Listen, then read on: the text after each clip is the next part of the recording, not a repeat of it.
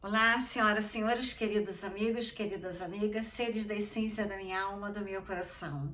Aqueles que me conhecem sabem da minha admiração pelas pessoas ultra inteligentes. Sabe o quanto que eu admirei Freud, Lacan na área da psicanálise. Sabe o tanto que eu admiro Marisa Peer agora na era da hipnose. E também a Mind Valley Academy e a NLP Academy de Londres.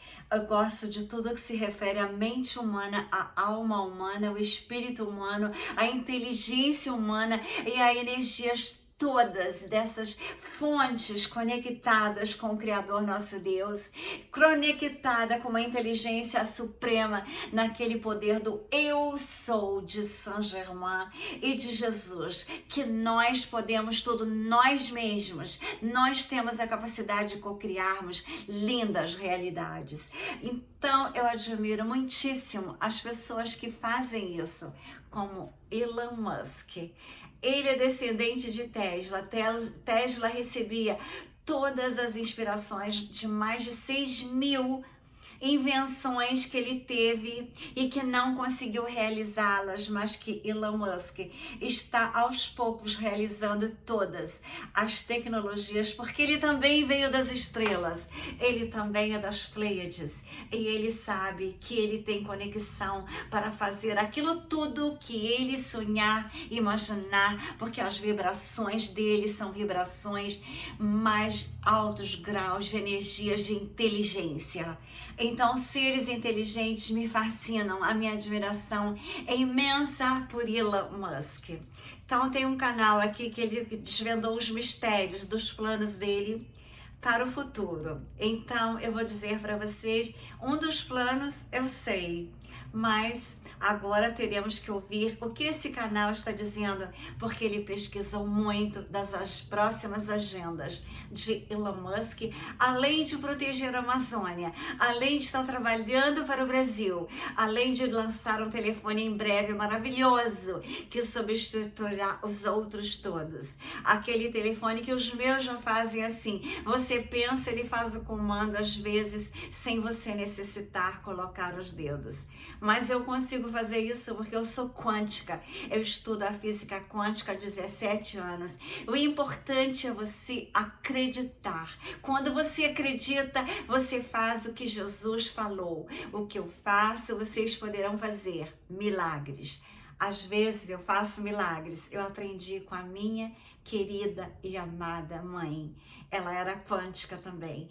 Então vamos ver nesse canal eles falando sobre Elon Musk, dando todas as ideias dele de uma forma muito do jeito que eu tô falando, parece que eu conversei com o Elon Musk aqui no estúdio. Não, a gente conseguiu de uma forma bem didática, não por ele mesmo, mas indiretamente pelo pessoal do TED Talks, que gravou uma entrevista sensacional com ele. O jornalista Chris Anderson conseguiu guiar a entrevista de uma forma excelente para tirar as informações de Elon Musk, que até pode ser um gênio, mas ele tem muita dificuldade na comunicação. E isso, na verdade, não é lá uma grande surpresa. Musk tem Asperger, que é um tipo leve de autismo, um distúrbio cerebral que afeta o comportamento de uma pessoa e dificulta a comunicação e a interação com os outros. Você pode notar que até a forma como o Elon Musk ele articula as palavras, ou a forma como ele se porta em uma conversa é um pouco esquisita. E Asperger não é uma doença, ela é considerada uma condição, é uma diferença que faz com que ele enxergue a vida de uma forma diferente. Isso mesmo ele que comentou. Enquanto não há garantia de que ter essa condição vai ajudar a destacar as pessoas que têm ela,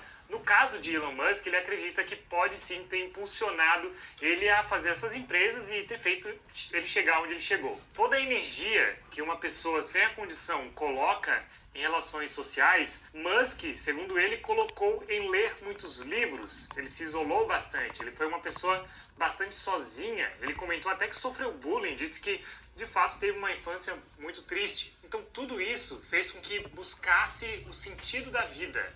Ele mergulhou fundo em textos religiosos e todo tipo de conteúdo deixado pelas mentes mais brilhantes da história. Ele buscou entender o porquê da existência da humanidade. Ele chegou a entrar em clubes de filosofia e depois, mais tarde, ele disse que deu de cara com o livro O Guia dos Mochileiros da Galáxia, de Douglas Adams, que além de escritor de literatura, era alguém que tinha muito conhecimento sobre as leis da física. Era um estudioso das exatidões do universo. E ainda ele teve contato com programação, que é outra forma de conhecimento que tem a exatidão como base. Depende de uma verdade absoluta. Essa busca por respostas essenciais para a nossa existência pode parecer algo um pouco desconexo com esse vídeo, mas é justamente o contrário. Foi exatamente isso que fez com que ele criasse empresas extremamente precisas e relacionadas a essas questões. Para você ter uma ideia, ele falou que é e sempre foi obcecado pela verdade. O Guia do Mochileiro das Galáxias é um dos livros mais filosóficos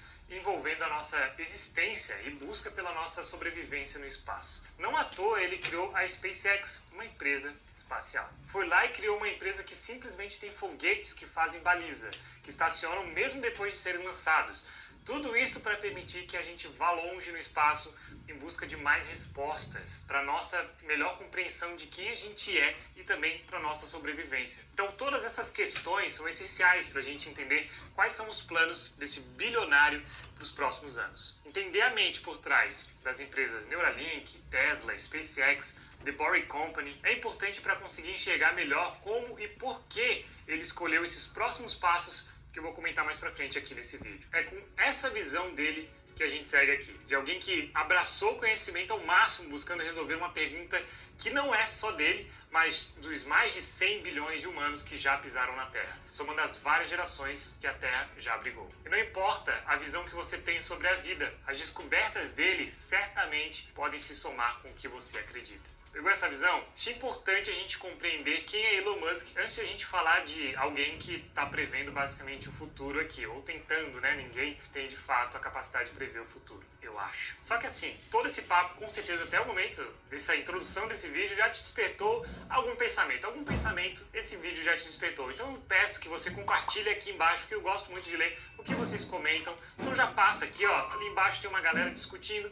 Com certeza vale a pena você deixar o seu comentário e depois eu vou passar lendo, beleza? Eu já adianto que os planos dele são realmente surpreendentes. Até são difíceis de acreditar que vão acontecer um dia. Mas como ele já acertou algumas coisas e tem feito coisas incríveis em suas empresas, vale a pena a gente olhar. E sobre ser difícil de acreditar, Elon Musk diz que ele é otimista sobre o futuro da humanidade. Isso, quando a gente para pensar, é um pouco óbvio, porque ele não investiria todo o seu tempo em projetos super complicados que buscam resolver problemas gigantes da humanidade se não acreditasse no que faz, ou só por dinheiro, digamos assim. Ele é uma semente das estrelas, Pleiades. Luxuosa mesmo, com muito menos grana do que ele tem. Ele tem cerca de 260 milhões de dólares em patrimônio. Ele é o homem mais rico, considerado o homem mais rico do mundo. Curioso que ele diz que ele não tem nem casa, tá? Assim, não tem uma residência fixa. Ele diz que dorme sempre como convidado na casa de amigos e por aí. Eu me identifico então, muito com ele. Ele acredita que com trabalho, sim, tudo vai dar certo. O que a gente precisa fazer é levar em consideração os principais problemas que existem em relação à humanidade. Isso é o que ele diz. Então, quais seriam esses problemas segundo ele? Ele se preocupa extremamente com causas climáticas, poluição, energia renovável, problemas gerais envolvendo questões climáticas e outras que são alertadas por especialistas há anos. Também questões de tráfego, ele se preocupa bastante, envolvendo grandes cidades, não à toa a Tesla com os veículos elétricos. E outro problema que ele vê é a redução populacional. Ele enxerga isso como um baita de um problema. Ele vê o contrário do que os outros veem. É interessante de pensar, porque você pode falar, ué, qual é o problema de ter uma diminuição na população? Isso é até melhor, não é não? Então, na verdade, isso tem relação com como a nossa sociedade é organizada. Enquanto ela está em crescimento, enquanto ela está crescendo, ela consegue se bancar tudo que ela constrói de uma forma tranquila, digamos assim. Mas se ela começa a diminuir, ela começa a não ser sustentável, não dá conta das coisas que ela construiu. Você precisa de mais pessoas para gerenciar a cidade em funções desempenhadas, enfim, é como a sociedade se organiza, ela vai deixando buracos se ela começa a diminuir. Então, é um problema sério, apesar de parecer estranho ou abstrato.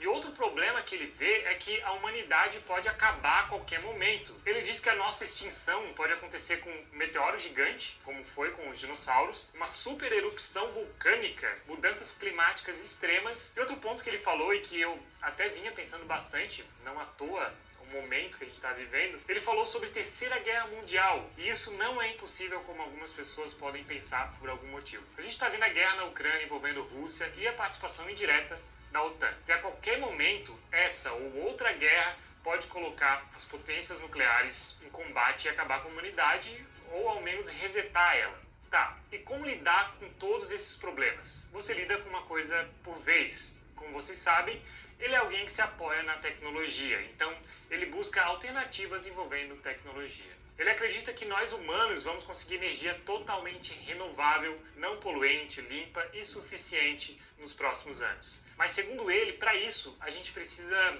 ter uma adesão em escala. E a forma como ele acha que isso vai acontecer vai ser com a adoção das várias formas de energia que a gente tem, e deixando de lado alternativas fósseis. Então ele diz que nós vamos utilizar vento, águas, que a gente vai aprimorar as formas renováveis. Além disso, ele inclui energia nuclear. Ele é a favor da energia nuclear. Tem muita gente contra pelos riscos que ela pode causar, né? Só para abrir um parênteses, Bill Gates é o outro que aposta em energia nuclear, outro ricaço aí que está por trás disso. E para ele é o próximo passo de energia renovável também. Elon Musk diz que serão utilizadas toneladas de baterias que seriam produzidas também de forma sustentável e combinadas com os mais variados tipos de geração de energia, nós estaremos feitos em energia. A Tesla pretende fornecer boa parte dessa energia e espera que outras empresas também façam o mesmo. Ele diz que serão necessários aproximados 300 terawatts para abastecer o mundo de forma sustentável. Para ter ideia do quão grande é isso que ele quer fazer, o que a gente precisa fazer, a Gigafactory da Tesla, uma fábrica gigante, em algum momento espera conseguir produzir 100 gigawatts por hora. E isso é 0,1 terawatts dos 300. 0,1. E tem toda uma logística a ser criada, reciclagem de baterias e coisas que a gente ainda nem sabe como serão feitas. Mas as coisas avançam, nós descobrimos formas mais inteligentes de fazer as coisas e passamos esse conhecimento para as próximas gerações. Só seria realmente trágico se o ser humano não soubesse como passar o conhecimento para as próximas gerações. Mas daí também, se fosse assim, a gente nem estaria aqui agora. Eu sempre digo, a internet foi inventada na década de 60. Isso faz cerca de 60 anos, sendo que o crescimento mesmo da internet começou na década de 90, há 20 e poucos anos atrás. Isso é nada na nossa história e olha só o impacto que já teve. Os avanços tecnológicos, eles acontecem de forma exponencial. Então tudo indica que a gente vai conseguir dar um jeito nisso tudo. Vários jeitos, várias soluções. A questão climática para o Elon Musk não é papinho, é algo que precisa realmente de atenção e que a gente vai conseguir resolver e dar atenção devida. E ignorar a situação seria aí garantir que algo de errado acontecesse. Se você tem um problema e você ignora o problema, o resultado é continuar com o problema. E é justamente pelos riscos existentes à nossa espécie que ele pensa em ampliar a consciência humana a outros planetas. Por quê? Porque a mensagem que ele passou é de que a gente precisa se dar conta de quão única e especial é a vida consciente. Eu achei muito bonita a frase, o modo como ele descreveu.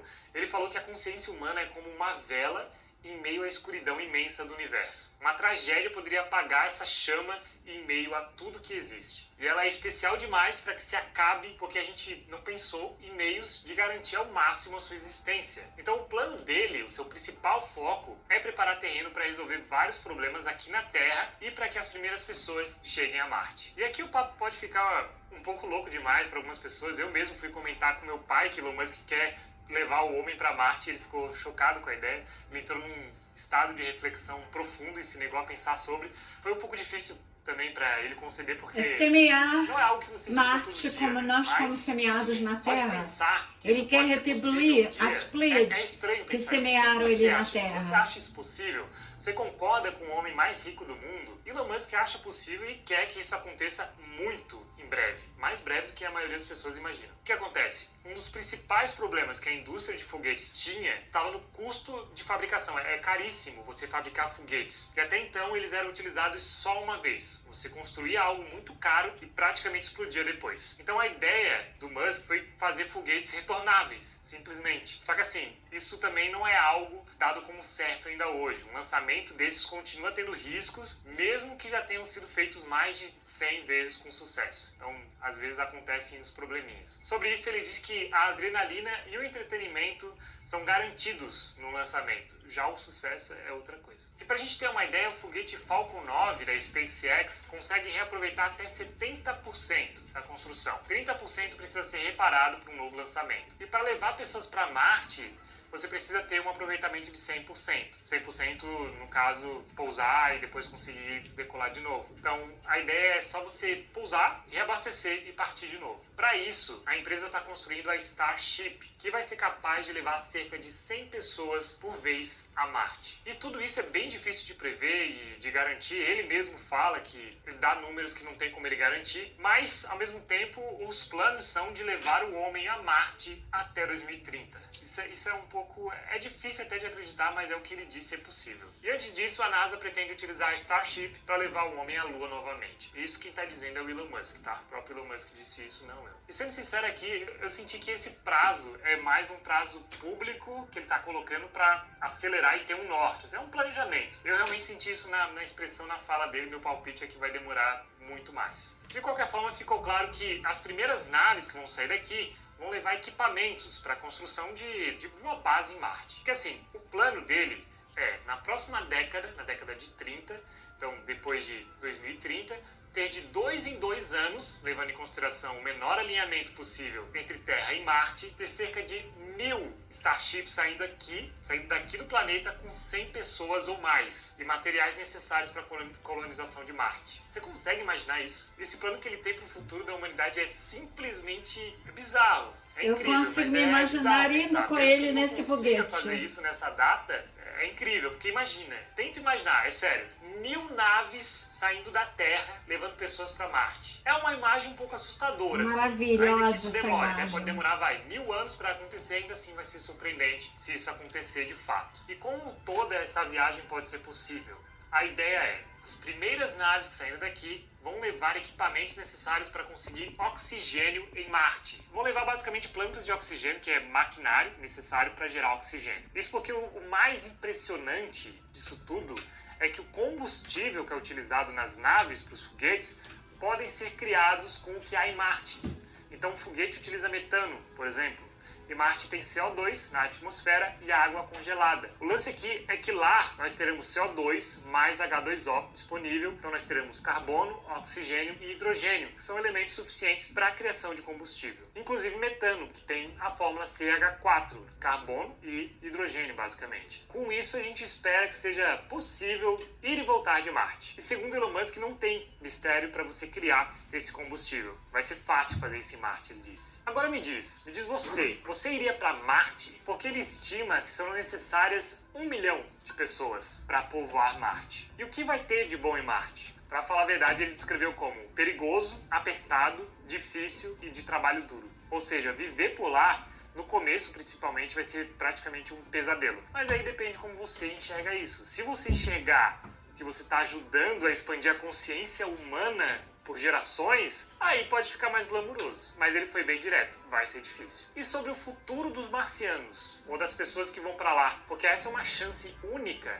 de começar do zero, começar uma sociedade planejando o máximo de coisas possíveis sobre a estrutura dela. E antes de você decidir as coisas, você precisa decidir como as coisas são decididas, como se dá a política. Então, sobre isso, ele sugere a democracia direta, que em vez da democracia representativa, como são as democracias ao redor do mundo atualmente. Então, a democracia indireta é a que nós temos agora, em que a gente elege representantes em diferentes instâncias para nos representar. Já uma democracia direta seria, por exemplo, os membros de uma sociedade votando para escolher a criação de leis, projetos e tudo mais. Então seria o direito de voto para as mais variadas decisões acerca de um povo. Esse é um tipo de democracia bem interessante que eu gostaria de ver funcionando, mas ela nunca funcionou de fato, nunca foi aplicada de fato. A Grécia Antiga chegou a quase ter 100% disso, mas deixava de fora as mulheres e alguns grupos de pessoas, então não foi 100%. Elon Musk também sugere a criação de uma lei bastante curta, para que as pessoas consigam entendê-la de uma forma mais fácil, e que seja mais difícil criar leis do que se livrar delas. Mas ele comentou que há riscos assim sobre o nascimento dos marcianos, mas que com sorte as pessoas em Marte elas não vão brigar tanto entre elas assim como nós brigamos aqui na Terra. Mas o que ele não comentou é que talvez haja uma briga entre o pessoal da Terra com o pessoal de Marte. O que você acha? Você acha que em vez de a gente ter um presidente de Marte, o povo decidir de uma forma direta, em votações, você acha que isso funciona melhor? Funcionaria melhor? De qualquer forma, Elon Musk diz que vai estar morto antes que possa ver muitas das coisas que ele está planejando com as suas empresas. Isso porque ele está tentando ver o futuro e trabalhando para construir essa estrada para as gerações futuras, né? Não é para ele em si. Tem muita coisa para falar sobre Elon Musk, sobre os seus planos, porque ele tem muitos planos. Nesse vídeo aqui, eu quis focar mais em Marte, sobre as coisas que ele falou sobre Marte. Mas em próximos vídeos, certamente eu vou falar mais sobre Neuralink. Então, tem pessoas que, como eu, admiram Elon Musk, e tem pessoas como eu que adoram descobrir o universo de Deus. Então, aqueles que tiverem a mesma vontade, nós poderíamos ir, porque ele me convidou para ir para Marte, porque ele viu a essência daquele projeto que eu criei e ele falou, é perfeito para Marte.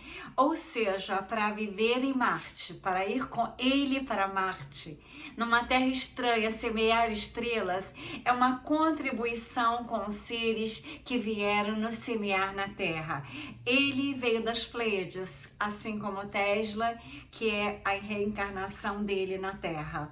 Eu sei que eu vim das estrelas, porque desde criança o meu prazer era olhar as estrelas da janela da fazenda do meu pai para ver a lua, ver as estrelas brilharem, e meu coração brilhava. E até hoje, o que eu faço na vida é trabalhar para despertar as luzes que todos têm dentro de si, mas que às vezes estão adormecidas, apagadas, não estão iluminando nem a própria mente, nem a própria alma, nem o próprio espírito, e elas precisam despertarem para emitir as luzes, porque em nossos átomos nós temos prótons, fótons, que são luzes, elétrons, nêutrons, ou seja, nós somos eletricidade, nós somos luzes e temos que lutar para que as luzes vençam na Terra, para que a gente possa, quem quiser, quem desejar, como eu, já que ele me convidou, ir num lindo foguete, que deve ser muita emoção, povoar Marte, ajudar na povoação de novas estrelas. Quem sabe Marte depois no futuro será a 9ª estrela pleiadiana, assim como a Terra será a 8ª. Aqueles que amam o universo, aqueles que sentem atração pelas estrelas. Eu sinto mais atração pelo céu, pelo universo, do que pela Terra. Quando eu era criança, eu pensava, por que eu nasci aqui? E eu queria ir embora para as estrelas. Hoje eu entendo, aquele meu desejo ainda é o meu desejo. Só gosto de estar nas alturas, morar em lugares altos, apartamentos bem altos. Se possível, estar na montanha dos Alpes, com a ajuda daqueles que receberão os benefícios da Lei Gesara. O meu sonho daquela cidade que ele elogiou a essência poderá ser real. Então, sonhar é colocar a nossa ideologia toda da vida no universo de Deus, com toda a certeza que tudo pode ser cocriado. E nós poderíamos ter surpresas para as nossas vidas em breve, com os benefícios da Lei Gesara, da limpeza da terra e das luzes que vencerão as trevas.